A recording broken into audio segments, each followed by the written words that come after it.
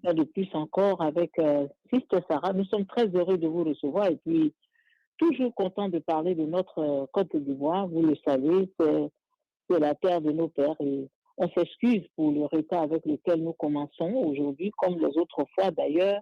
On présente toutes nos excuses à nos auditeurs et puis nous saluons la partie technique avec le commandant Jacques Roger et puis tout à l'heure je vais saluer tous mes panélistes, ceux qui seront là ce soir en tout cas.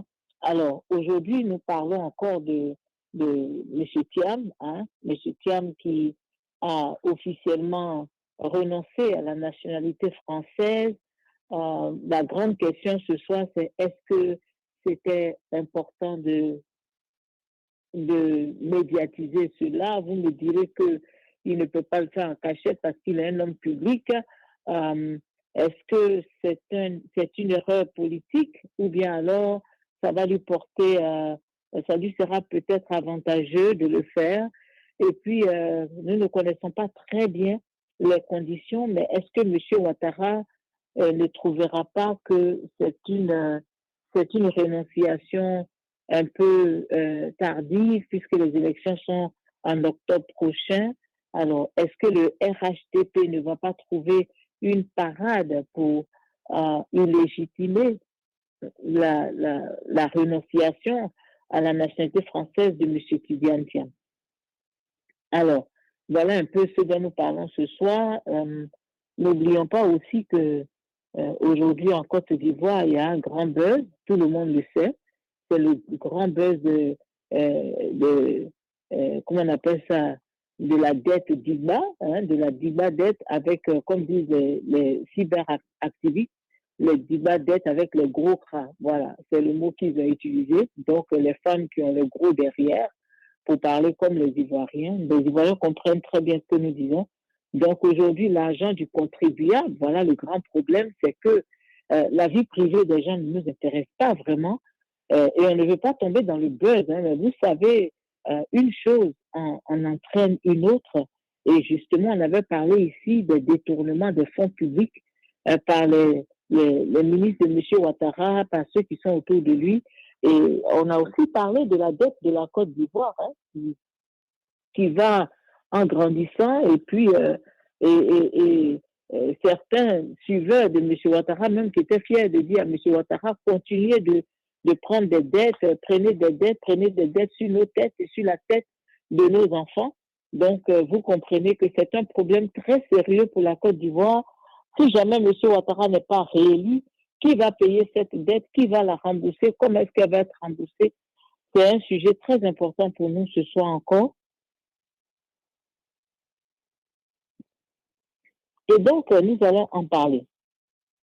Avec mes panélistes, bien sûr, nous allons en discuter pour voir vraiment ce que cela peut entraîner en Côte d'Ivoire. Il y a tellement de sujets.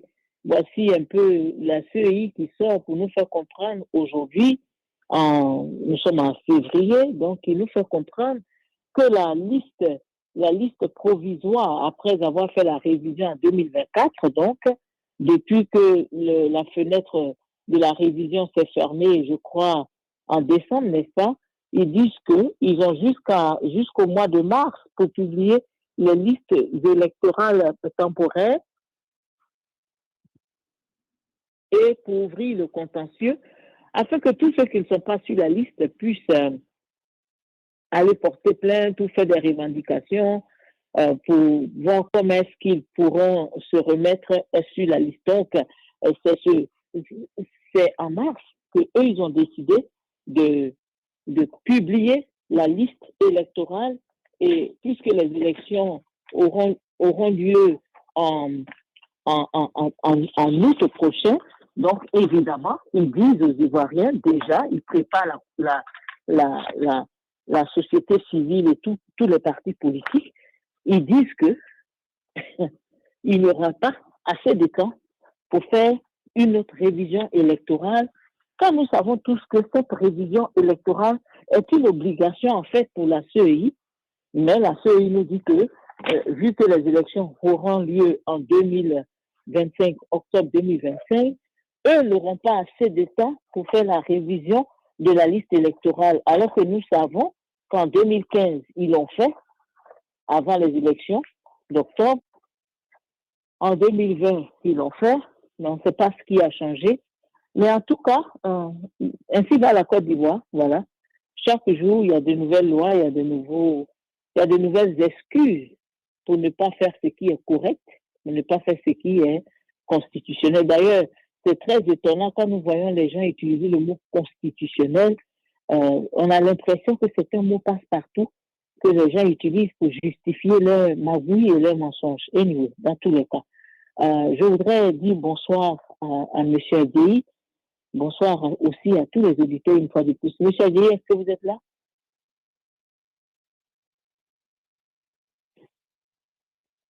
Oui, c'est ça, bonsoir. Voilà, bonsoir. Comment ça va? Ça va. Bonsoir, commandant Jacques. Très bien. Ça va. Je ne sais pas si M. Dunga est là ce soir, si Pasteur Aka est là. Ouais. Oui, Pasteur Aka, bonsoir. Voilà. Voilà, merci. Bonsoir, Pasteur Aka. Alors, on va commencer tout de suite. On a déjà commencé l'émission en retard. Vous avez entendu les différents points que j'ai énoncés. Je voudrais que chacun ait le temps d'épiloguer sur les trois sujets. Et puis, on va continuer à débattre. Donc, Thiam qui a annoncé sa renonciation, et puis le gros scandale financier de la Range Rover, et puis le refus ou bien la CEI qui annonce déjà qu'il n'y aura plus de révision des listes électorales avant les élections. Pasteur Aka? Oui, merci, bonsoir. Voilà à tout le monde, commandant Jacques, bonsoir M. Agueyi. Bonsoir. Oui. Bon, la situation du président Thiam, d'abord, quand on lit la constitution ivoirienne, l'article 55 de la constitution, on dit bien, la constitution spécule que le candidat doit être ivoirien d'origine, né de père et de mère, eux-mêmes ivoiriens d'origine, et ne jamais avoir renoncé à la nationalité ivoirienne. Bon, voilà comment je comprends. Cela veut dire que la double nationalité n'est pas interdite en tant que telle. Seulement, il ne faut jamais, même si tu prends une autre nationalité, il ne faut jamais renoncer à ta nationalité ivoirienne. Aux États-Unis, par exemple, la double nationalité est permise. On ne te demande pas de renoncer à ta nationalité d'origine pour prendre la nationalité américaine. Donc, je ne sais pas si en France... Ah si, aux États-Unis, si. Bon... Peut-être que vous êtes en train de parler du vieux texte. Sinon, aux États-Unis, Pasteur Aka, quand vous prêtez serment, vous dites clairement que vous renoncez à toute autre nationalité. Vous le dites quand vous prêtez serment.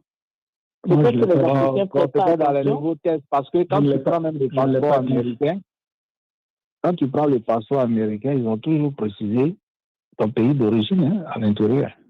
Non, parce que c'est de là-bas que vous êtes. Mais quand vous prenez la nationalité américaine, que vous avez le passeport, d'ailleurs, la Côte d'Ivoire n'a pas la double nationalité avec les États-Unis, donc nous, on exclut de ça. Les pays comme le Nigeria, ils réclament qu'ils sont nationalité, mais en Côte d'Ivoire, le président ou le candidat doit être exclusivement, c'est le mot qui dérange, exclusivement ivoirien. Ivoirien, né de père et de mère. La situation de M. Thiam, je pense que ses parents ont acquis la nationalité ivoirienne pendant le temps qu'ils ont passé en Côte d'Ivoire. Donc, il est né en Côte d'Ivoire. Attends, vous voulez... Monsieur Thiam? Oui. Oui, c'est un Ivoirien. Oui, parce que ce que je veux dire que ce débat-là, c'est le PDC même qui est en train de le rendre compliqué. Parce que les propos de M. Arthur, c'est une provocation. La sagesse, c'est qu'il ne répond même pas, même s'il était en train de faire des démarches une fois, il n'avait même pas besoin de répondre à ce petit-là. Parce que le fait même de répondre, justifier, engager maintenant une procédure, ça le met dans une position de doute. Vous voyez? Or, quelqu'un qui a fréquenté en Côte d'Ivoire, quelqu'un qui est né en Côte d'Ivoire, même si pour des situations administratives professionnelles, à un moment, bon, tu as pris la nationalité française, mais ton pays d'origine reste ton pays d'origine. Hein? Ton pays d'origine reste ton pays d'origine parce qu'il n'a jamais renoncé à la nationalité. Non, il a un problème sérieux parce que la Constitution dit qu'il faut être exclusivement ivoirien. La Constitution ivoirienne n'autorise pas les Ivoiriens à avoir la double nationalité. Donc, M. Thiam ne peut pas détenir deux nationalités quand il dépose sa candidature. Soit il est ivoirien, soit il est français.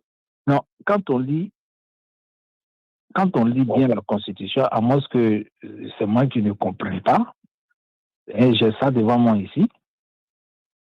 Ok, la Constitution du 8 novembre 2016 concernant les conditions de candidature à l'élection présidentielle stipule à l'article 35. Conditions de candidature à l'élection présidentielle. Le président de la République est élu pour un mandat de 5 ans, renouvelable une seule fois. Ok. Le candidat à l'élection présidentielle doit être ivoirien d'origine, né de père et de mère, eux-mêmes ivoiriens d'origine. Vous avez c'est la Constitution de 2016 ou 2018? 2016. Être âgé d'au moins 35 ans à la date de la candidature, jouir de ses droits civils et politiques et n'avoir jamais renoncé à la nationalité ivoirienne. Très bien. Donc, c'est-à-dire, présenter le casier judiciaire. Maintenant, moi, ma préoccupation, c'est de savoir, est-ce que M. Thiam, en prenant la nationalité française, est-ce qu'il avait renoncé à la nationalité ivoirienne? Bon, je ne sais pas. Mais voilà. Je pense que vous venez de lire l'ancienne constitution. Ça, c'est la constitution de 2016, hein? Ok. C'est la constitution de 2016. Maintenant, donc, pour moi, ce débat-là ne devait même pas avoir lieu. Parce que quelqu'un qui se trouve sur un plateau de télévision, qui fait des thèses de déclaration, c'est vrai que quelque part, sur le plan politique, ça permet au PDC de voir un peu qu'est-ce que le RAGP pense. Mais dans le... Alors, on nous dit que la constitution que vous venez de lire a été amendée en 2020. Peut-être que je n'ai pas... Donc, moi-même, j'étais en retard comme vous quand j'ai parlé de 2018. Mais la constitution sous M. Ouattara continue d'être transformée. Donc, en 2020, elle a été amendée. Voilà. Donc, pour moi, étant donné que il est inscrit sur la liste électorale, il a présenté les législatifs en tant que résident, en tant qu'Ivoirien. Il ne devait même pas répondre à Atubanga. Non, est-ce qu'il a... Moi, je ne pense pas que sa réponse était par rapport à Atubanga. Il a signalé que c'était un processus qui avait été enclenché. Mais quand on dit processus qui a été engagé, qui pouvait savoir que le processus a été engagé si ce n'est pas les déclarations de ce jeune-là sur le plateau? Oui, bon, ça, il a fait ses déclarations. N'empêche que M. Thiam avait déjà enclenché son processus. Donc, ça, c'est... Je ne pense pas que ce soit ça qui ait motivé M. Thiam à aller renoncer à sa nationalité. Oui, mais moi, je pense que c'est une motivation. Parce que c'est un sujet même que le PDCI ne devait même pas répondre. La sagesse même, s'il avait des bons conseillers, il ne devait même pas répondre. Peu importe les démarches qu'il allait faire. Parce que quand on regarde dans le fond aujourd'hui, ça veut dire que avant même d'être président du PDCI, cette démarche devait être faite d'abord. Parce qu'il ne peut pas être président du PDCI s'il est à la nationalité française. Il ne peut pas. Il devait terminer d'abord le processus pour être président du PDCI. Or, s'ils ont permis qu'il soit président du PDCI, comme ses conseillers le disent, c'est parce qu'il n'y a pas de problème. Donc, pour moi, c'est un sujet auquel il ne devait même pas répondre. D'accord. Parce que le fait de répondre même démontre que, quand j'ai vu ça, j'ai dit, mais la Côte d'Ivoire, on a quel problème même? On a eu problème de nationalité avec Ouattara, voilà encore, on n'a même pas fini de digérer ça. On est en train encore de... Déjà, lui-même, les gens disent de lui, les Sénégalais, maintenant tu viens mettre d'accord à faire des Français, tout ça là. Vraiment, je pense que là, le PDCI n'a pas eu vraiment le discernement. ils auraient dû ne même pas répondre. Ça, c'est mon avis. Ok. Ensuite, vous avez aussi le phénomène de la Range Rover. Oh, bon, vous savez, hein, c'est pas nouveau en Côte d'Ivoire, hein. C'est pas nouveau. Ce sont des dires, ce qu'il y a à faire. Moi, je pense que, bon, la justice, c'est vrai que c'est du buzz, mais c'est sur les réseaux sociaux. Si vraiment c'est vérifié, la justice doit mener une enquête pour voir exactement comment est-ce qu'elle a acheté la Range Rover, machin. Sinon, pour moi, bon, c'est un dossier vide, hein. D'accord. C'est juste quelqu'un qui est fâché, qui fait ses règlements de compte. Voilà, la dame a fait son travail, si elle a ses milliards avant, c'est l'État ivoirien qui doit mener ses enquêtes pour savoir comment elle gagne son argent, c'est tout. Mais le point sur lequel je peux insister, vraiment, il va falloir que nos autorités, il faut qu'il y ait une loi de faire en sorte qu'un ministre, un directeur, un député, tu es marié là, si jamais tu rentres dans une affaire de buzz avec une copine de machin, tu dois démissionner. Ah oui, parce que tu représentes la moralité du pays. Et il faut qu'il donne le bon exemple. Oui, mais si vous pensez, si vous venez de dire que pour vous, c'est un buzz, rien ne prouve que c'est vrai, pourquoi voulez-vous que le ministre la démissionne parce qu'il est impliqué dans un buzz? Oui, mais je veux dire que puisque celui qui donne l'information est quelqu'un qui a mangé avec eux, donc il n'est pas content. Donc ça vérifie si c'est vrai. Même s'il n'est pas content, mais il peut être crédible. Le problème même, c'est pas qu'il ment ou pas. Le problème, écoutez, vous savez passer à cas 2 poids 2 mesures dans la même Côte d'Ivoire. Et je vais vous donner des exemples. Apoutu National est en prison pour 5 ans ou 2 ans, je ne sais plus. Pourquoi? Parce qu'il a présenté de l'argent sur Facebook. On lui a demandé de montrer la preuve de cet argent. Dans un pays sérieux, quand un individu accuse un ministre avec tant de détails, comme vous le dites là, le gouvernement devait se saisir de ce dossier. Parce que vous pouvez dire que la fille travaille, elle a son argent, d'accord, mais nous savons que si il y a un ministre qui a mentionné, ce n'est même pas la fille qui nous intéresse. C'est ce ministre-là qui doit répondre. Oui. Et malheureusement, il ne répond pas. Voilà. Donc, le problème que nous posons, ce n'est même pas par rapport au fait qu'il se promène dans les fesses des jeunes filles. Ça, c'est son problème. Mais quand il s'agit de l'argent du contribuable ivoirien, monsieur, comment il s'appelle, Adjumani est un travailleur de l'État, il ne peut pas amasser des milliards. Nous savons tous que ceux qui ont des milliards en tant que ministre, c'est des voleurs. Vous le savez. Parce que le salaire d'un ministre, au bout d'un an, avec le taux, comment on appelle ça, avec le coût de leur vie de tous les jours, il ne faut pas économiser des milliards. C'est ça le vrai problème. C'est possible, mais il reste à vérifier, parce qu'on parle de 74 milliards qu'elle a sur son compte. Il reste à vérifier si c'est vraiment vrai. Voilà. Donc, mais c'est un sujet, bon, je prends ça comme du buzz, mais là partout, je suis d'accord avec vous, c'est la moralité de nos ministres. Là, c'est pas intéressant, quoi. C'est pas intéressant. Nous savons tous en Côte d'Ivoire que le droit de cuissage, il existe depuis la nuit des temps. Quand nous étions au lycée, nous, les jeunes femmes, nous en avons souffert. Tous les professeurs de lycée et collège cherchaient à avoir une copine dans une classe ou une autre. Et si la fille intéressait le professeur, même jusqu'à l'université, c'était des menaces. Ou tu es d'accord, ou tes moyens chutent. Donc, le droit de cuissage, ça existe partout en Côte d'Ivoire. Et comme vous le dites là, il faut qu'on assainisse un peu le milieu de nos leaders. Leur moralité doit être rééduquée. Ils ont besoin d'être rééduqués parce que beaucoup pensent que quand ils ont l'argent, c'est pour coucher avec les filles, ça leur donne le pouvoir de faire n'importe quoi. Et ça ne doit plus être toléré, franchement. Voilà. Ouais. Bon, le dernier point, vous avez dit qu'il y avait 3 points, c'est ça? Oui. Quel est le troisième? La liste électorale, la CEI ne veut plus réviser? Oui, bon, la liste électorale, vous savez, cette élection-là, il va falloir que l'opposition, peut-être a un plan B qu'on ignore, mais dans un pays, c'est pas normal. La CIE ne peut pas tenir tête comme ça, quitter l'opposition pour dire on ne fait pas de liste électorale. Non, on ne fait pas de révision, c'est pas possible. Il faut un bras de fer.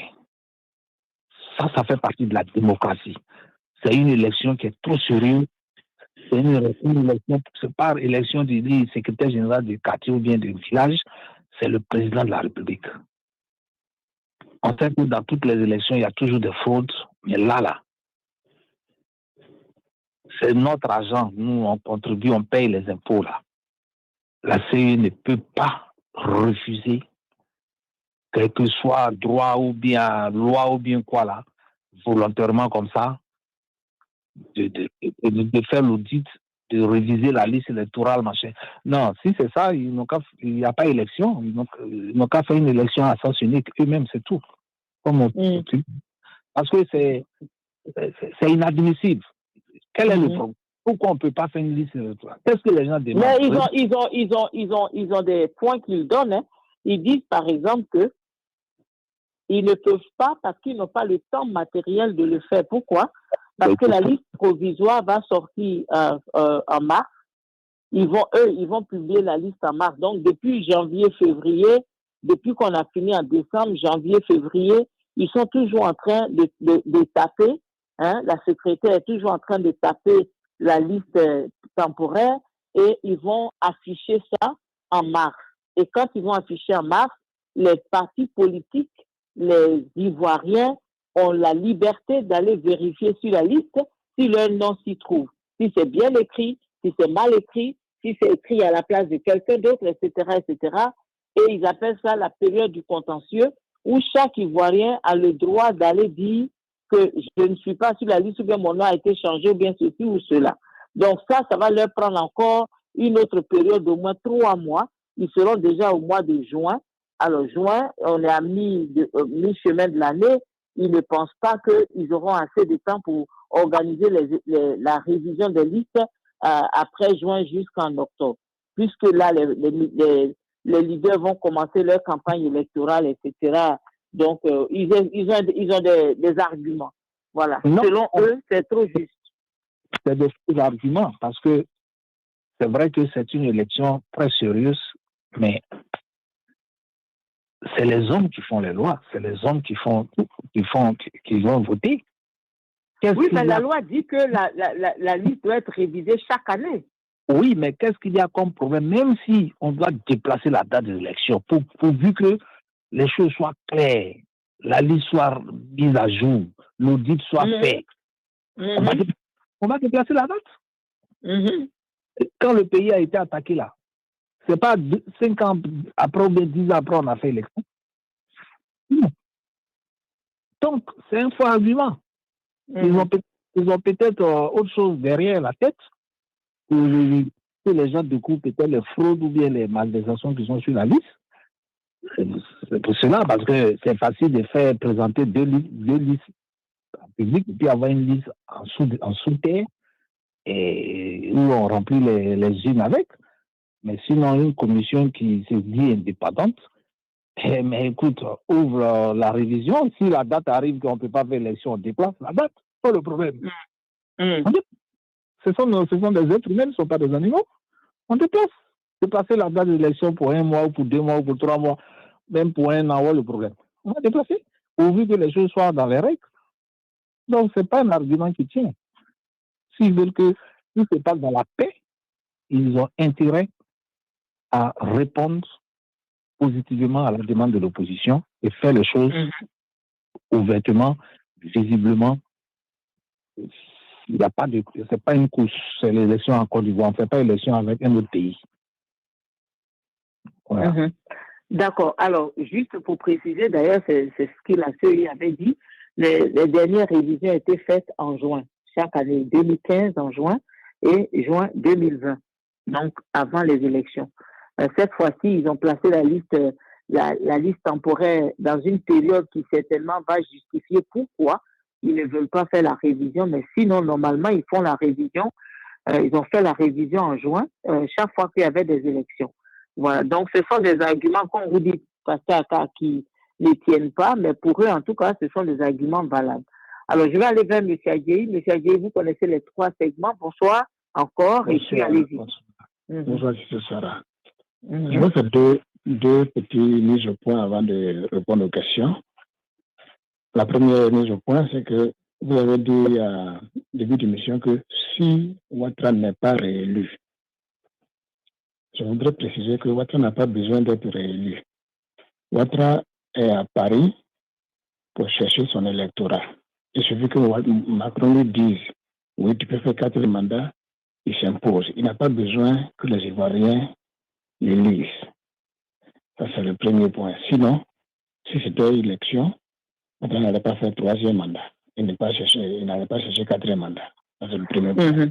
Deuxième point, parce qu'Aka dit que si on attrape un ministre dans des affaires de détournement, il doit démissionner.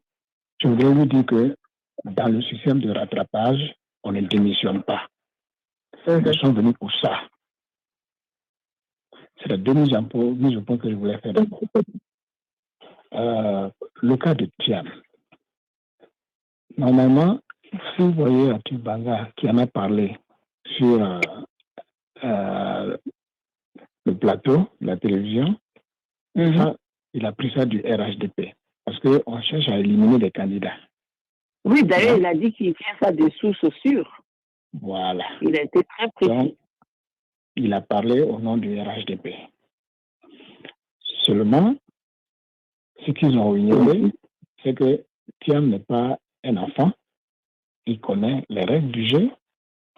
Il va suivre la procédure pour pouvoir renoncer à la nationalité française. Ici, lorsque notre doyen a été nommé ambassadeur ici aux États-Unis, il allait déposer son passeport pour temporairement renoncer à sa nationalité américaine. Quand il a laissé l'ambassade, il avait repris sa nationalité. Donc, ça se fait. Et c'est aussi rapide qu'on pense. Ce n'est pas difficile. C'est le premier point. Parlant de la dette, j'ai vu une vidéo où Ouattara parlait devant ses militants que 6 000 milliards, mais ça c'est une dette qui va mettre la Côte d'Ivoire à genoux et nos petits-enfants, nos petits-enfants vont payer. Il parlait du gouvernement Gbagbo. Il parlait de 6 000 dettes.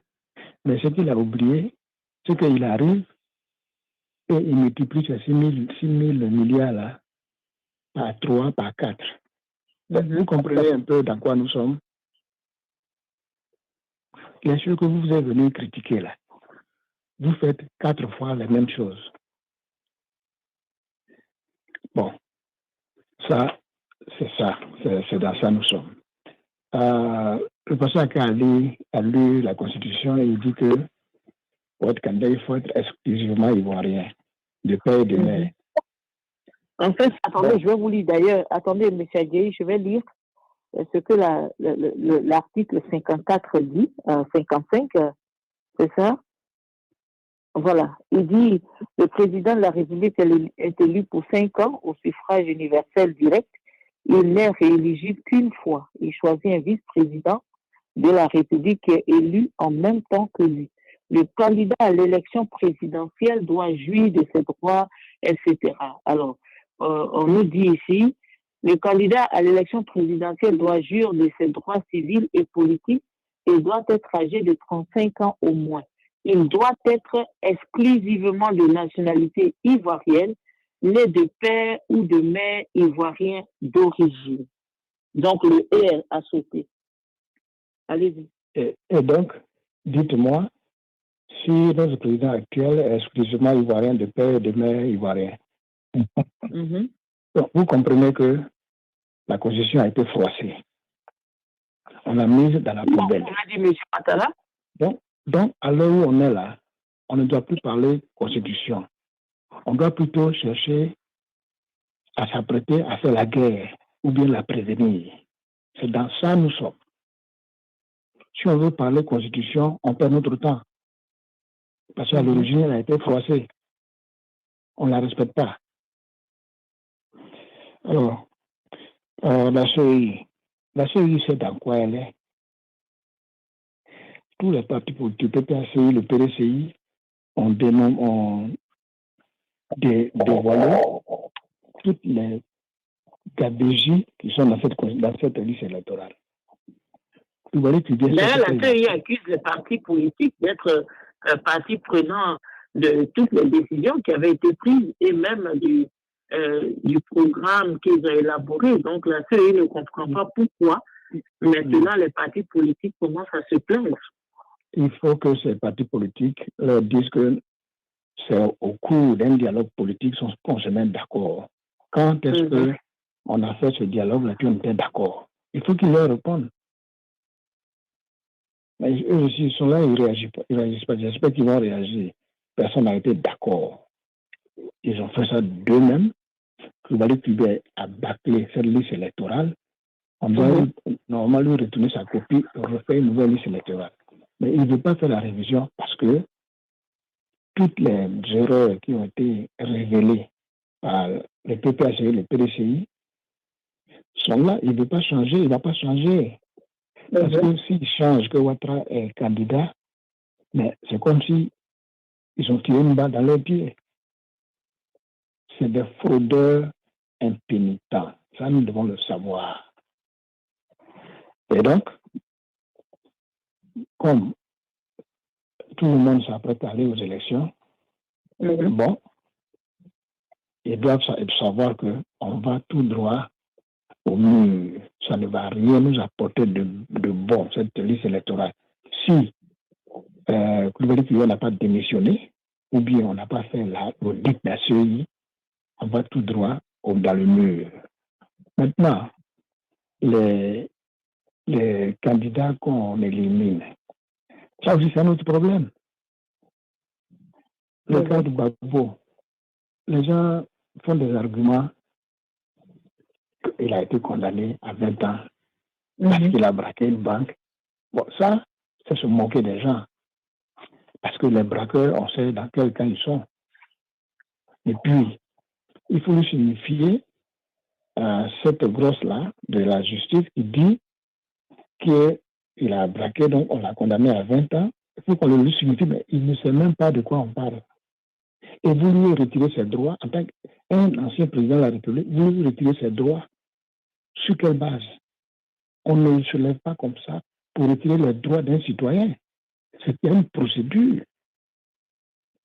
Et donc, ces gens-là, bon, ils sont dans la logique de s'accaparer du pouvoir, de ne pas laisser le pouvoir. Donc, ils font tout pour distraire les gens. Mais on a une bonne nouvelle pour eux. Je m'arrête là pour le moment. D'accord. Alors, allez-y pour la... Vous avez couvert tous les 3 points? Oui, liste électorale, tout ça, je vais finir avec ça. Vous l'avez fait très rapidement. Oui, parce qu'il faut exprès.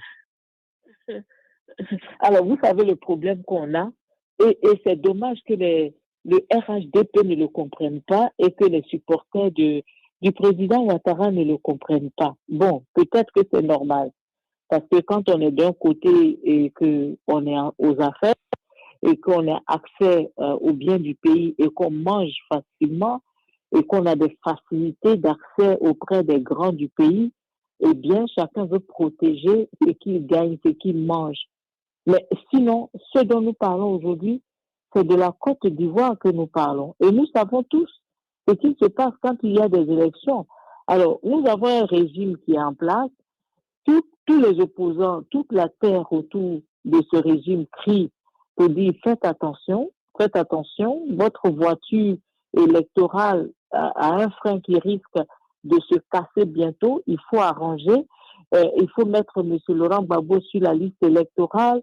Il faut contenter toutes les parties ou tous les partis pour que tout le monde aille aux élections de façon simple, sans qu'il y ait des brouilles dans le pays. Mais nous ne comprenons pas pourquoi c'est aussi difficile pour le président Ouattara et son gouvernement de revoir la position du RHDP. Même quand on veut le pouvoir à tous les coups, il faut quand même un peu arranger les choses pour sauver son peuple. Le Ouattara au pouvoir, ça fait quoi, 20 ans? Ça va bientôt faire 20 ans, c'est ça? Mais qu'est-ce qu'il n'a pas eu de ce pouvoir? Qu'est-ce qu'il n'a pas mangé? Quel genre de gloire n'a-t-il pas reçu?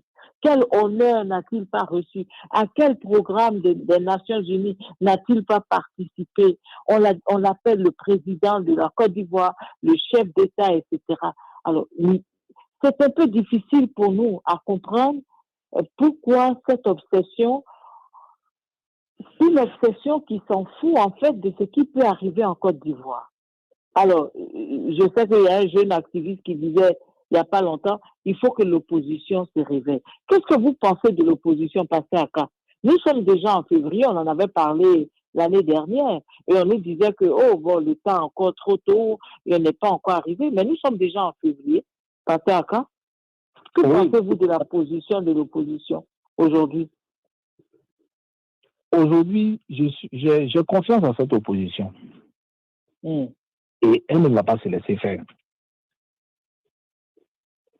Parce que quand on les écoute parler, quand tu écoutes le président Gbagbo parler, que son nom soit sur la liste ou pas, il a toujours dit les candidats.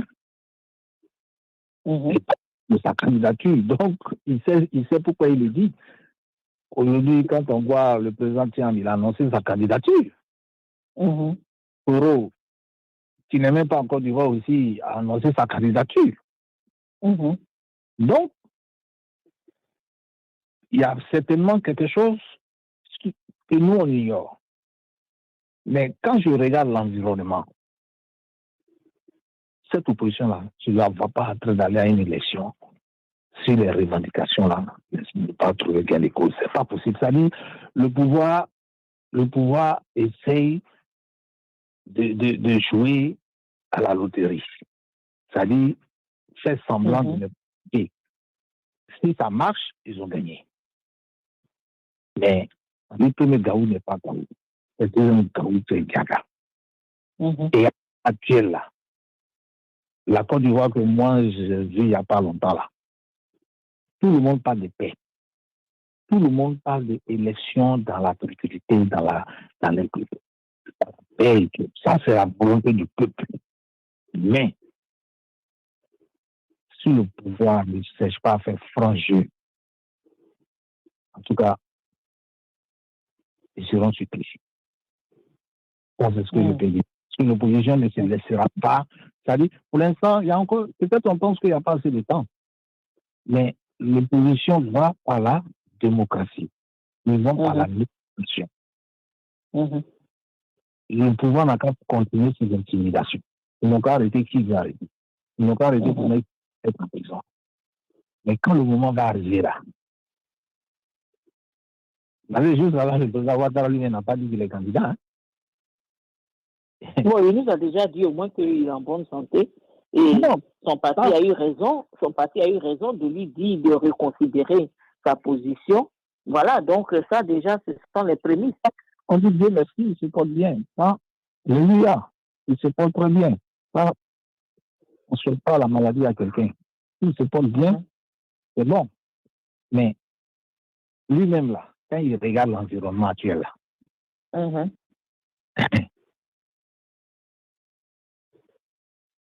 il n'a qu'à dire qu'il est candidat. Et puis, il ne faut pas qu'il y ait une réforme, il ne faut pas que Babou soit sur la liste, il ne faut pas qu'il y ait révision de la liste électorale.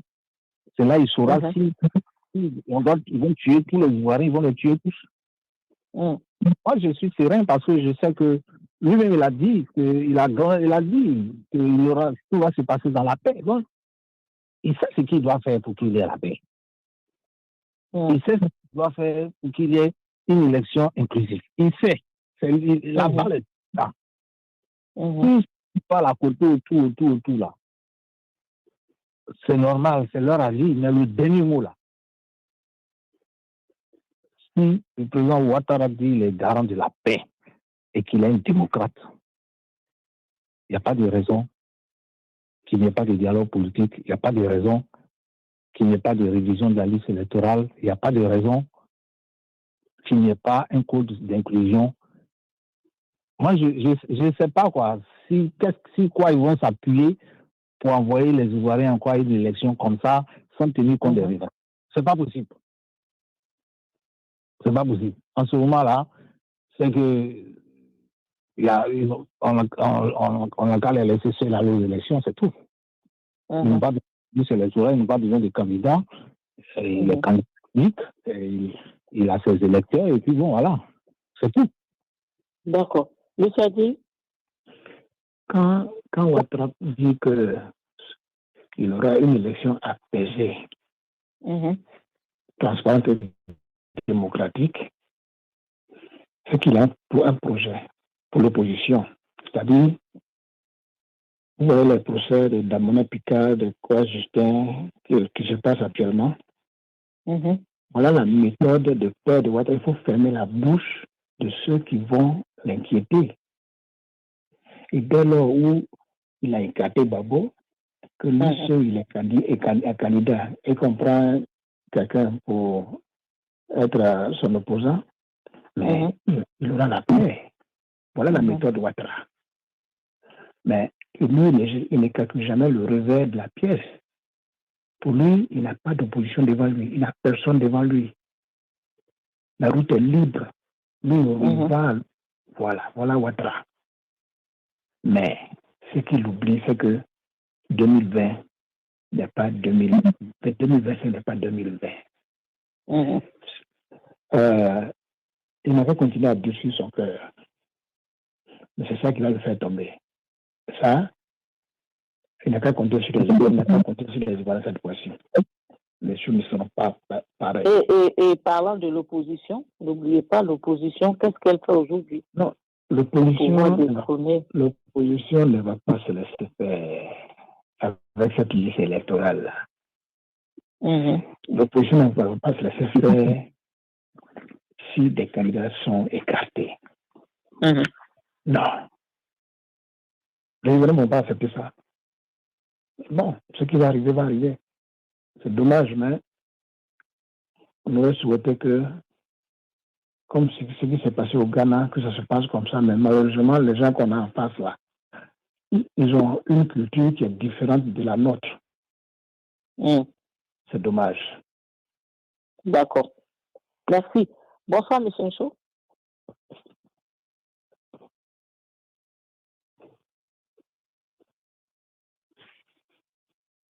Monsieur Ncho, vous êtes là?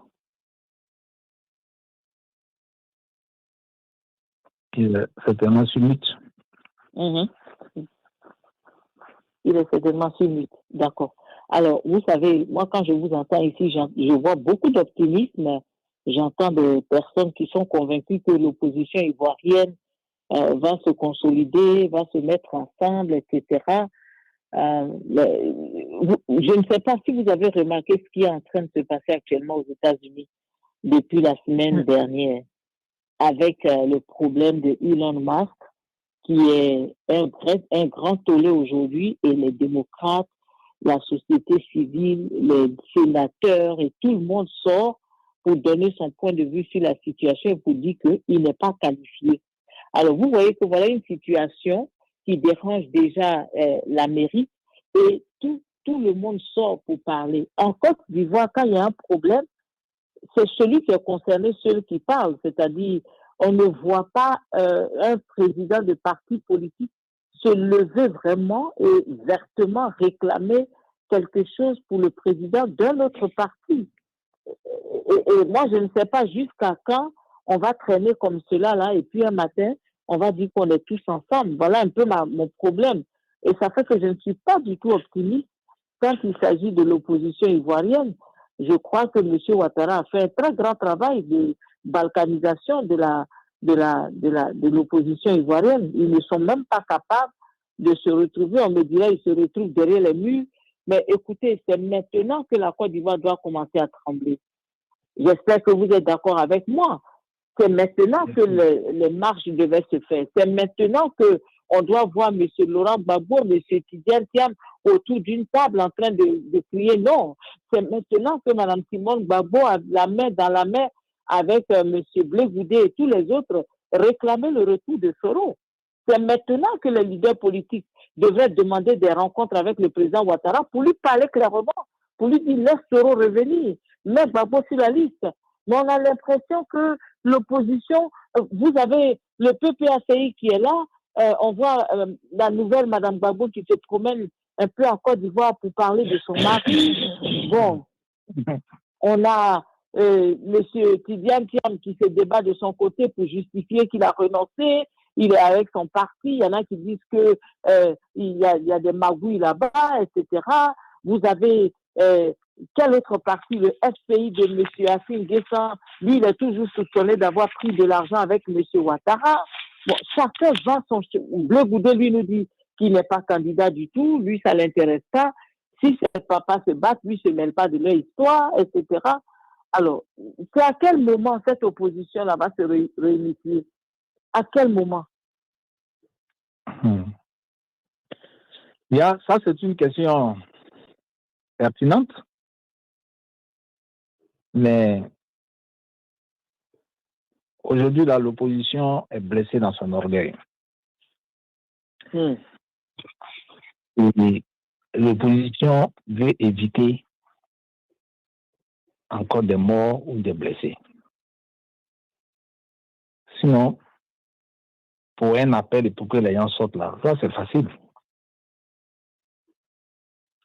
S'ils le font maintenant là, c'est pas le bon moment. Parce que il y a un président, il gère le pays, il a ses règles, mais le mandat là, ça prend une fin. Avant les élections, le mandat du président prend fin. Donc, si jusqu'à 3 mois des élections, il n'y a pas de solution, il n'y a pas de révision, il n'y a pas de dialogue politique, à ce moment-là, si l'opposition ne réagit pas avec dans tous ces états, c'est que c'est plus la peine. Parce que moi, je suis convaincu que cette opposition que je vois là, ils vont étudier le pouvoir, ils savent comment le pouvoir fonctionne.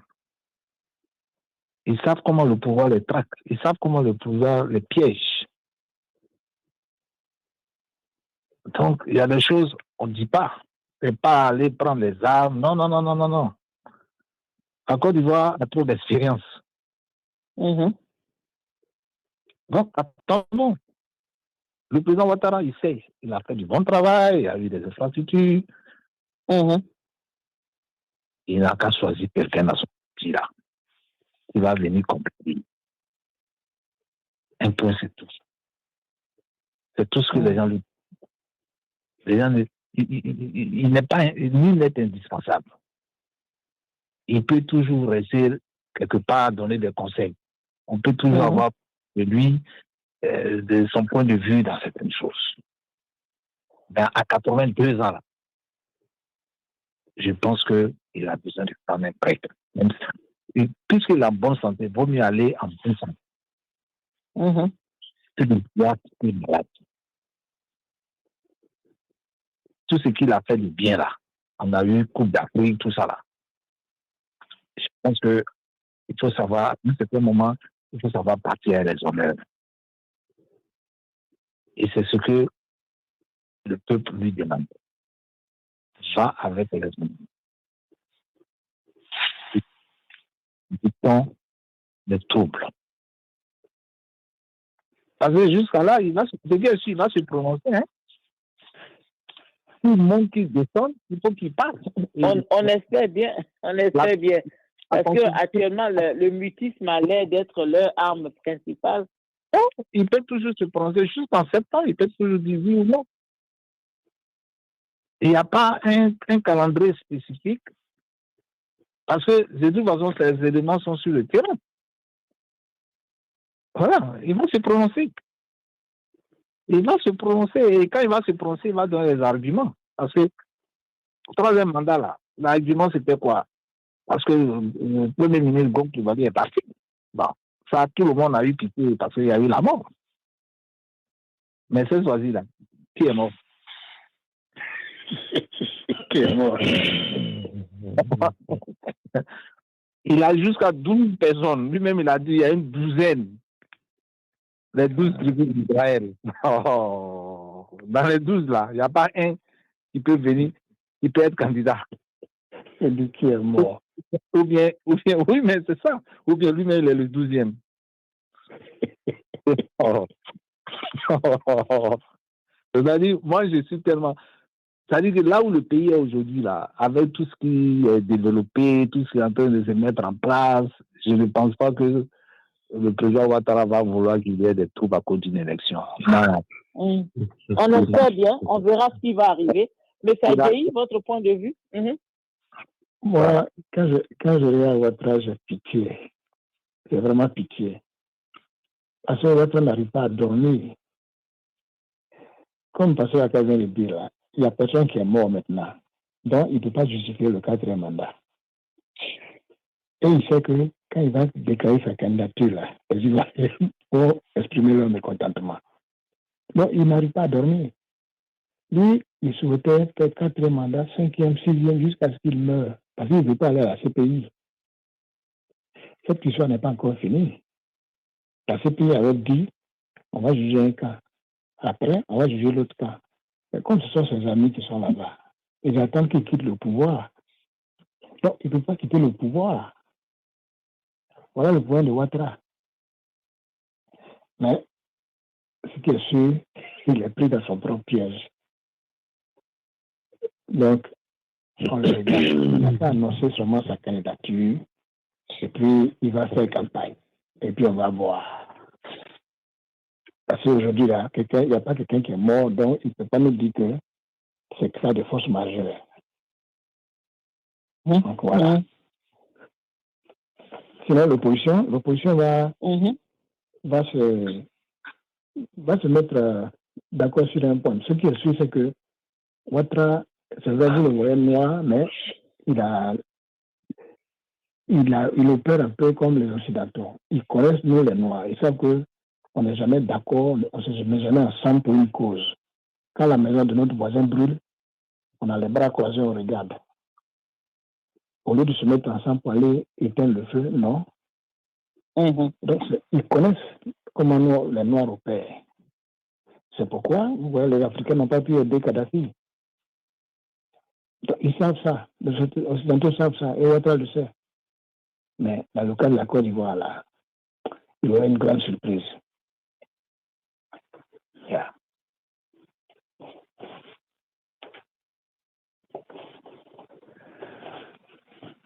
Ouattara n'est pas surprise. Donc, alors, ici, ce sera. Bien, merci beaucoup en tout cas. Moi, comme je vous le dis, avec tout ce que M. Ouattara a pu ficeler dans le pays, on a un peu coincé et je ne pense pas que le processus de paix intéresse tant M. Ouattara. Ça m'étonnerait parce que si c'était le cas, il aurait déjà réagi, il serait déjà sorti et tout. Donc, c'est un peu compliqué pour les Ivoiriens que nous sommes. Et nous prions pour que la Côte d'Ivoire ne brûle pas. Je ne sais pas si M. Ncho maintenant est avec nous. Oui, je suis là. Bonsoir, Sister Sarah. Bonsoir, voilà, bonsoir, M. Ncho. Alors, tout à l'heure, je vous avais appelé là. Surtout. Donc, j'étais sur mute, mais pas à mon niveau. Pas à mon niveau. Ah oui, je comprends. Avoir un peu d'éclaircissement sur la double nationalité de M. Tidjane Thiam, sur sa renonciation à la nationalité française. Est-ce que c'est une erreur? Est-ce que c'est vraiment obligé qu'il ne soit plus français? Oui, c'est tout à fait obligé, conformément à la disposition constitutionnelle pour être président, et aussi conformément au texte même du PDCI pour la Convention, qui dispose que on ne peut être candidat à la Convention du PDCI que si on est exclusivement ivoirien. Et Thiam l'a dit, quand il était candidat pour être président du PDCI, on lui avait posé la question. s'il était prêt à renoncer à sa nationalité française.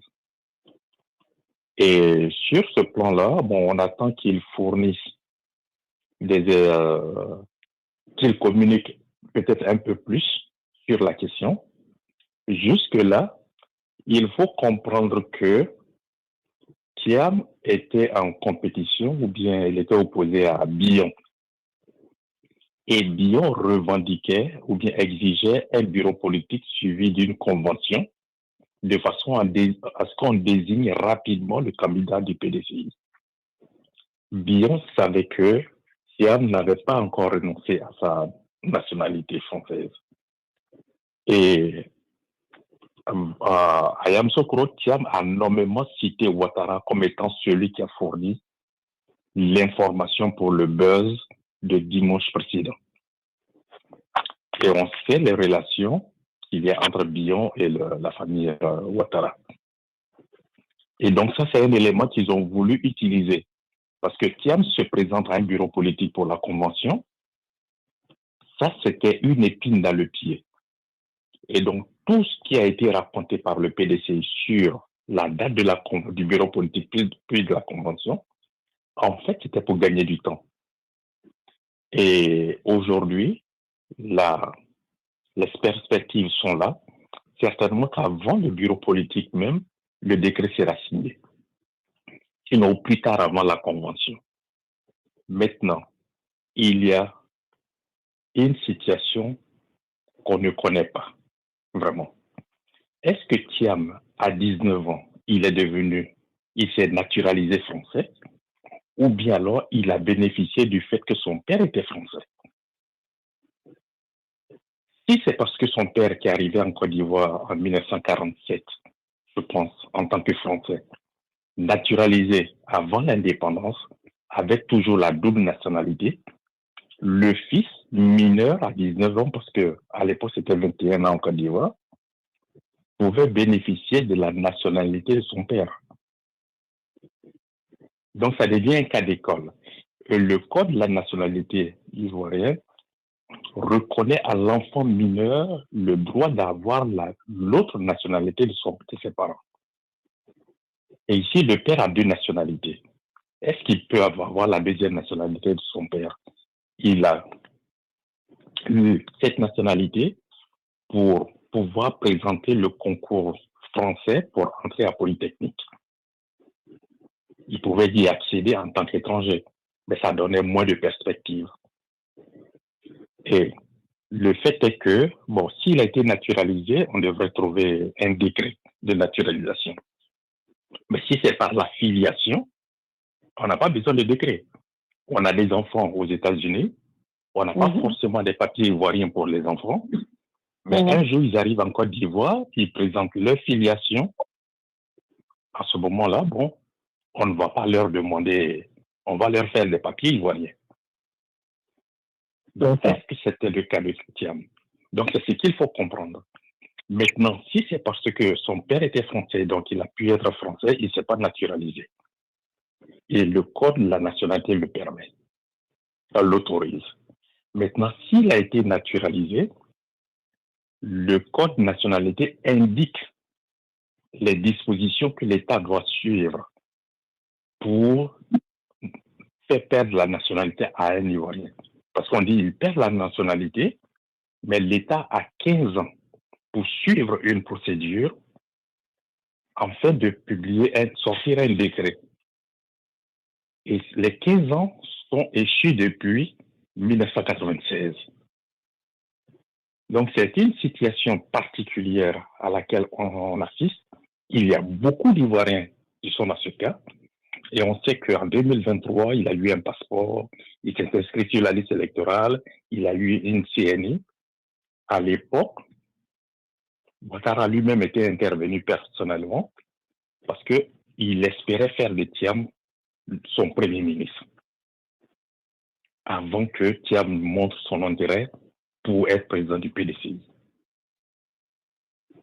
Et comment est-ce que quelqu'un à qui on a attribué un passeport il y a quelque temps, donc pourrait ne pas être ivoirien? Oui, mais la question, Donc, c'est que, la question, c'est que M. Thiam a renoncé à la nationalité française.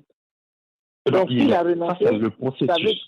Parce que oui, la renonce, ça veut dire que ça veut dire qu'il avait aussi la nationalité française. Donc, il n'est pas exclusivement ivoirien. Non, pour l'instant, il n'est pas exclusivement ivoirien, mais il est ivoirien. Puisqu'on a Alors, quel est le délai? Quel est le délai quand on devient exclusivement ivoirien? Quel délai faut-il avant d'être candidat? Est-ce que non, ce n'est pas mentionné. C'est au moment où on dépose son dossier de candidature, c'est fin août, il faut que tu sois exclusivement ivoirien. On ne donne pas de délai. Mais moi, donc, parce que quand on dit de renoncer, je veux savoir, M. Thiam, il est né en Côte d'Ivoire. Oui, il est né en Côte d'Ivoire. Oui. Donc, s'il est né en Côte d'Ivoire, ça veut dire qu'il a le droit d'être ivoirien. Il est ivoirien parce que son père avait été naturalisé, mais surtout parce que sa mère était ivoirienne d'origine. Oui. Et pour la nationalité française, il renonce, logiquement, ça ne va pas poser un problème. Mais je vois trop.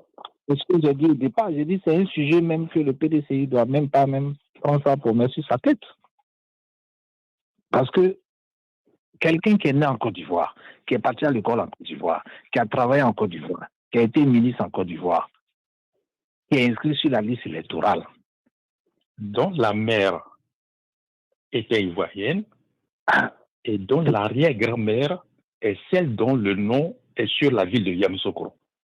Alors, donc, toutes ces provocations du RHDP là, le PDC ne déjà même pas répondre. Même s'il y avait une démarche quelconque à faire, ils peuvent faire la démarche, mais ils n'avaient même pas besoin de répondre. Parce que là, moi, dans ma compréhension aujourd'hui, il n'est pas, si ce qui est dit est vérifié, est vrai, ça veut dire qu'il n'est pas encore ivoirien, donc par conséquent, il doit démissionner de la tête de la présidente du PDCI.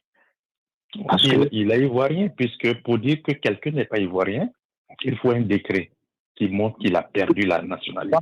Il a perdu, justement, et on n'a jamais vu... Attendez, quel est le rapport entre être ivoirien et président du PDCI? C'est parce que le PDCI sait qu'il est ivoirien qu'on l'a placé comme président. Mais oui, au moins ce préalable. Voilà, donc, on ne peut pas lui demander de démissionner parce qu'il a la double nationalité. Non, mais pour moi, il ne devrait pas... C'est une sorte de... On veut prendre comme occasion cette situation pour demander autre chose. Oui, mais pour moi, il ne devrait pas répondre. Il n'a pas été bien conseillé. Si ça, c'est une provocation, ce n'est pas tous les sujets qui doivent répondre. Le président du PDCI, le code du PDCI ne t'empêche pas d'être président. C'est le président du PDCI. D'accord. On va permettre à M. Ncho de terminer. Ah, ok, allez-y, monsieur. Oui, allez-y, M. Ncho. Donc, là, apparemment, oui, la procédure qui est suivie, en fait, c'est la fin de la procédure. Et donc, certainement que très bientôt, le décret sera publié. Il aura renoncé à la nationalité française et il aura donc la nationalité ivoirienne. Sauf si quelqu'un peut produire un décret qui montre qu'il a perdu la nationalité ivoirienne. Oui, sauf si M. Ouattara ne change pas la Constitution dans quelques semaines pour dire qu'après avoir renoncé à la nationalité française, il va falloir attendre au moins 2 ans avant de postuler au poste de président, parce qu'il y a tout ça aussi. Hein. Oui, il y a ça.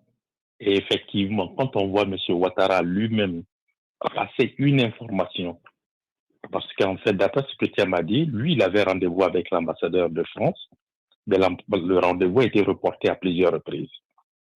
Et finalement, ils ont pu s'entendre sur une date, et c'est avant la date que l'information a été communiquée. Or, l'ambassadeur, c'était familier du couple Ouattara. Et donc, ce n'est pas quelque chose qui est fortuit. Ça a pu paraître comme ça dans une conversation. Et puis de là, bon, c'est arrivé à celui qui a porté l'attaque. Mais je pense que c'est une très mauvaise démarche de la part du RDR de procéder ainsi.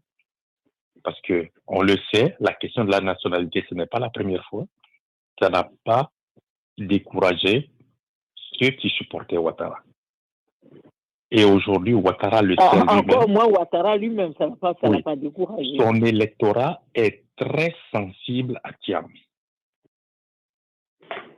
Les gens, ils le disent, si Ouattara n'est pas candidat, eux, ils vont voter Thiam, même si on présente quelqu'un d'autre au RDR.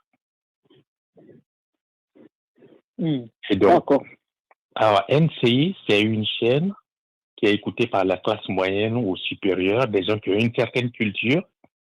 Lorsque vous envoyez quelqu'un comme Arthur Banga, qui vient tenir des propos orduriers, vous ne vous rendez pas service. Parce que vous êtes en train de banaliser vous-même votre situation. Ça prouve que vous avez tellement peur de la personne que vous êtes obligé donc de recourir à des roturiers pour venir faire le travail. Alors que vous prétendez avoir un bilan inattaquable que vous devriez plutôt vendre au lieu de vous comporter comme vous le faites à travers quelqu'un d'autre. D'accord. Bon, c'est dommage quand même, on n'a pas vite commencé ce soir, donc... Comme information, permettez-moi. Je vais vous permettre, oui. Arthur Banga est conseiller à la défense au ministère de l'Intérieur. Il est professeur, il est conseiller. Bien, on sait tous qu'il mange à la table du président Ouattara, donc c'est pas étonnant. Travail mais quelque part aussi, il faut lui dire merci parce que il a dit ce que peut-être le RHDP pense à l'avenir comme contre William Thiam. Donc, ça pourrait être une balle perdue de la dernière minute. Voilà. Donc là, déjà, ça a été dénoncé. Bon, je pense que le PDCI va prendre des positions fortes. Et puis, mais moi, je pense que M. Tidjane Thiam ne sera surpris par rien du tout. M. Tidjane Thiam n'est pas, contrairement à ce que beaucoup du RHDP veulent faire croire, parce que le problème du RHDP, ils jouent le jeu qu'a subi leur maître à l'époque. Ils se disent que ce jeu a marché pendant quelques années, donc ils vont l'appliquer à M. Thiam, le faire passer pour un étranger, etc., etc. Mais M. Thiam le connaît assez bien. Il connaît M. Ouattara, il connaît les pratiques. Il était là, il a vu la rébellion. On sait qui a fait la rébellion, il sait qui est M. Ouattara. Donc, M. Thiam n'est pas un novice, contrairement au fait qu'il est calme. Moi, je pense que ceux qui vont croire qu'il n'est pas expérimenté, ils vont se faire avoir carrément parce que il est au courant de tout, il sait ce qui se passe, il sait même qui est Ouattara mieux que nous tous. Parce que quand Ouattara venait en Côte d'Ivoire dans les années 90, le grand-père de Thiam était vivant et vous l'avez entendu dire qu'il voyageait beaucoup avec son papy. Dieu seul sait ce que son papy a pu lui dire sur tout ce qui s'est passé dans la vie politique ivoirienne. Donc ce n'est pas un monsieur qui ne connaît pas les états d'âme de ces gens-là. Il le connaît très bien. Mais nous pensons qu'il est civilisé, il prend son temps, il attend l'opportunité pour pouvoir sortir ses cartes. Mais sinon, Arthur Banga, pour moi, en tout cas, c'est un non-phénomène. Hein. Il ne peut rien apporter à la politique ivoirienne. D'ailleurs, il risque de se créer des problèmes parce que si cette divulgation se retourne contre M. Ouattara, il va payer le pot parce qu'il aura sorti un dossier qui était déjà prévu pour sévir contre M. Thiam. Quand on nous dit que de source sûre, je sais qu'il n'est pas ivoirien, il n'a pas renoncé, parce qu'on veut utiliser ça pour le bloquer. Et donc, il sort un secret, comme dit Pasteur Aka, ça peut se retourner contre lui. Alors, je vous permets de donner vos mots de la fin, rapidement. Voilà. C'est moi qui commence? Oui, allez-y, Pasteur Aka.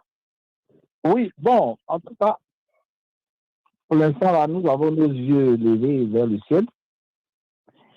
Et nous espérons que la sagesse va habiter le pouvoir. c'est qu'ils feront en sorte que toutes ces revendications, tous ces petits signes de violence, de mécontentement qui se présentent, je pense que la sagesse les habitera pour faire en sorte que nous ayons une élection vraiment démocratique et puis apaisée surtout. Ça, c'est mes prières. Voilà, merci Pasteur Aka. Alors, M. Adjei, allez-y. Alors moi, par contre, je ne crois pas à cette théorie d'élection apaisée démocratique. Je ne sais pas ce qu'on appelle élection démocratique. Ce qui est sûr, nous avons en face de nous des hommes arrogants, des hommes de mauvaise foi. Et ils vont rester comme ça. Aucune sagesse ne va les habiter jusqu'à la date électorale. Ils vont rester sur leur position de rebelles, en train de faire des procès, pour tenter d'intimider l'opposition. C'est comme ça qu'ils vont agir. Mais comme je l'ai dit, ils seront surpris parce que les Ivoiriens ne vont pas accepter un quatrième mandat de Draman Ouattara cette fois-ci. Je m'arrête là. Bonsoir, à la prochaine. D'accord, merci M. Adjei, bonsoir et à la prochaine. Allez-y M. Chencho, pour votre mot de la fin. Mot de fin. Oui, le mot de la fin, c'est que oui. 2025 ne sera pas comme 2020. Surtout, il faut constater une chose, M. Ouattara, on a beau en parler, lui-même il perd de son aura, il perd de sa puissance. Et la situation économique actuelle fait que, réellement, si les gens n'en parlent pas, les gens sont prêts à passer à autre chose. Et de plus en plus, on demande un changement. Alors, il peut être candidat s'il veut, mais il va devoir céder sur le principe de l'élection inclusive et transparente. Ils peuvent tout préparer, mais je pense que les gens aussi le connaissent et les gens ne seront pas nata cette fois-ci. Quand vous dites que l'opposition n'est pas unie, l'opposition doit être individuellement forte avant de devenir un groupe. Chacun doit être prêt à défendre ses intérêts et se coaliser un peu plus tard. Donc, on a jusqu'au mois de juin pour arriver à l'échéance de la révision de la liste électorale. Ça sera Il n'y aura pas lieu cette année. Il n'y aura pas de révision cette année parce que la CEI vient de le dire. Hein. Non, la CEI vient de le dire, mais maintenant, il est question pour le PDC de proposer, parce que la CEI dit que ce sont des problèmes techniques. Et donc, il faut proposer une solution technique qui démontre ce que la CEI dit. Et il y a la possibilité de recourir au Conseil d'État avec des éléments techniques pour montrer que la révision est faisable. Et dans tous les cas, ce qui a été fait en juin, juillet, en 2015 et 2020, lorsqu'il n'y avait pas de compétition, peut être fait en 2025 lorsqu'il y a une compétition. La seule différence, c'est que l'élection 2025 est beaucoup plus compétitive, elle est beaucoup plus incertaine. Et lorsque la CEI dit que ce n'est pas possible, ce sont des faits techniques.